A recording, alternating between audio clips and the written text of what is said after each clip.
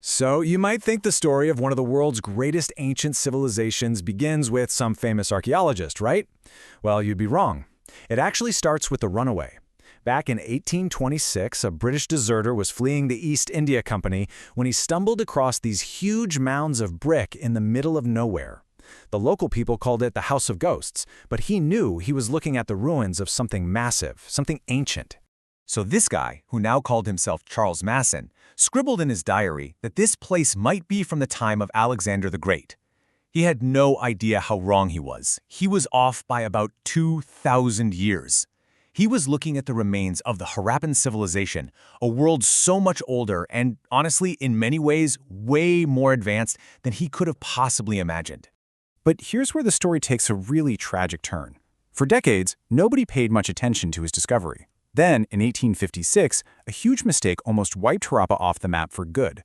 Some British engineers were building a railway, and they needed stuff to lay the tracks on. They saw the ruins and thought, hey, a giant free pile of high-quality bricks, and they literally dismantled a lost world to lay down about 160 kilometers of track. It wasn't until the 1920s that real archaeologists finally showed up and started to uncover what was left. And what they found? Wow. It was just staggering. This wasn't some simple, dusty old village. As they dug through the layers of time, what emerged was this incredibly planned-out city, a metropolis that basically forced us to rethink everything we thought we knew about the ancient world. I mean, the order of it all is what's truly mind-blowing. I want you to really picture this, okay?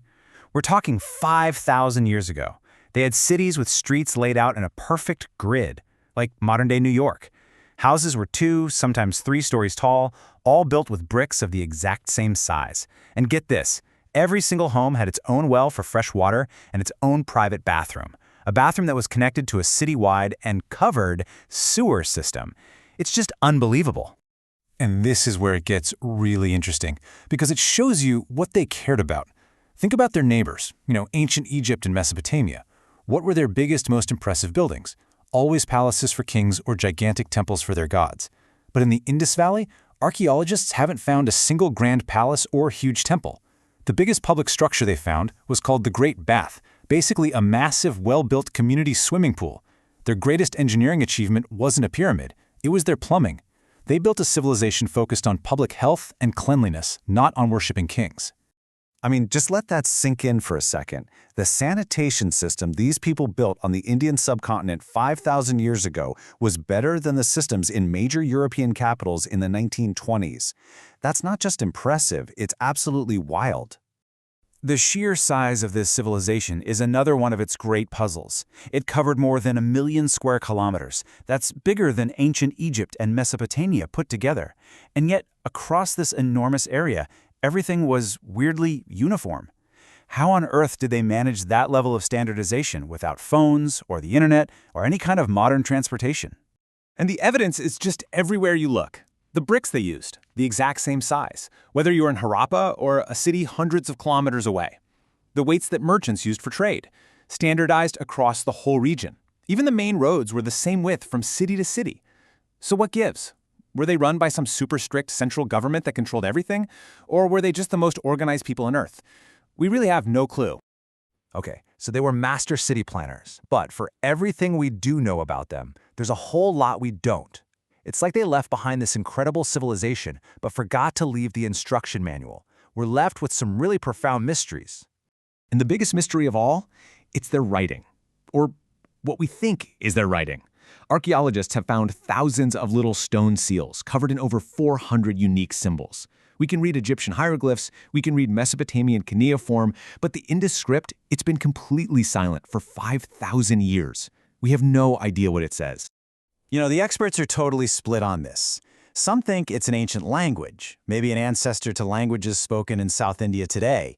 Others argue it's related to Sanskrit. Then there's a pretty wild theory that it's not a language at all, just a system of symbols like modern traffic signs or company logos. We literally don't know if they were writing epic poems or just a grocery list. And speaking of symbols, you'll never guess the most common image they used on all those seals. It wasn't a lion or a tiger. It was this. A one-horned animal, a unicorn. Seriously, this creature, kind of like a bull but with one long horn, shows up again and again and again. So what's the deal with the unicorn? Was it a real animal? Biologists are pretty sure that's a no. Maybe it was just a bull drawn from the side, so one horn is hiding the other? Or was it something more? A powerful religious symbol? Or maybe it was like a badge of office, the official logo of the ruling class? Your guess is as good as ours. It's a total mystery. So you have this incredibly organized, peaceful civilization that's thriving for 700 years. But then, around 1900 BC, something goes terribly wrong. The writing just stops. The standardized weights and measures vanish. The beautiful, clean cities start getting messy, with shoddy buildings popping up everywhere. The whole system just starts to crumble. And then, people start leaving. So the big question is why? For a long, long time, the story everyone believed was of a violent invasion. An archaeologist named Mortimer Wheeler came up with it in the 1940s, claiming that warriors called Aryans swept in and destroyed the peaceful Harappans. This was taught in schools for generations. But as it turns out, modern science tells a very different story. Yeah, that whole invasion theory, it just doesn't hold up to the evidence. The few skeletons they found showed no signs of a big battle, and they were from different time periods anyway. But the real nail in the coffin? DNA. They analyzed the DNA from a 4,500-year-old skeleton and found zero traces of any Central Asian or so-called Aryan genes. The gene pool was local and stable, case closed. There was no invasion. So, if it wasn't war, what was it? The real killer wasn't an army. It was nature. We now have geological and satellite evidence showing that massive earthquakes in the Himalayas actually moved rivers. The huge Gagar-Hakra River, which many people think was the legendary Saraswati River, just dried up. This wasn't a sudden attack. It was a slow, agonizing death by thirst as the water disappeared. Crops failed and disease spread. But wait, this isn't just a story about collapse and disappearance. The cities might have died, but the people, they didn't vanish. Faced with an environmental catastrophe, they did what humans always do. They adapted.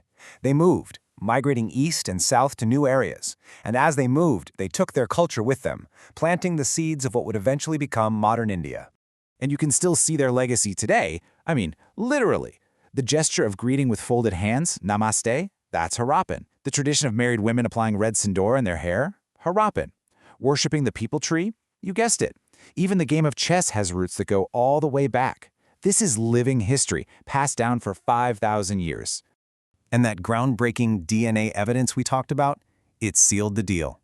It proved a direct, unbroken line from the people of the Harappan civilization to modern people all across India, both in the north and the south. The science is crystal clear. They didn't disappear. They became us. So when you really look at it, their fingerprints are all over modern life on the subcontinent. From social customs and beliefs to games and traditions, the echo of this ancient world is just everywhere.